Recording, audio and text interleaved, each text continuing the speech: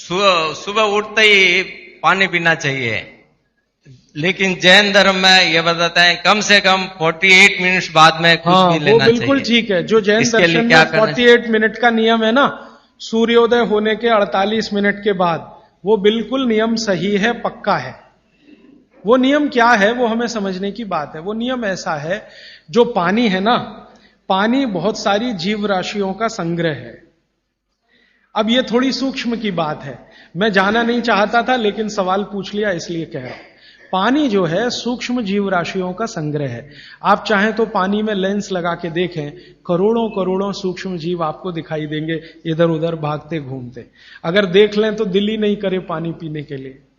ये तो सुबह सुबह क्या होता है कि आपका जो मुंह है, ये जो लार है ना, ये मैंने आपसे कहा कि सुबह के समय सबसे ज्यादा तीव्र होती है, मेडिसिनल प्रॉपर्टी ज्यादा होती है इस लार की। तो अगर आपने उठते से ही पानी पिया तो उसमें पूरी संभावना है कि ज्यादा जीव राशि की हत्या होगी। इसलिए जैन दर्शन यह कहता है अनावश्यक हिंसा से बचो।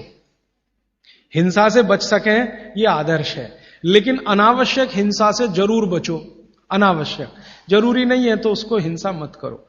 तो अनावश्यक हिंसा से बचने के लिए जैन शास्त्रों ने, जैन आचार्यों ने यह कह दिया जी 48 मिनट के बाद पियो। ये 48 मिनट में क्या हो जाता है, 48 मिनट में आपके मुंह की जो लार है ना, इसकी जो क्षारीयता है ये कम हो जाती है, बहुत कम हो जाती है, बहुत तेजी से कम होती है।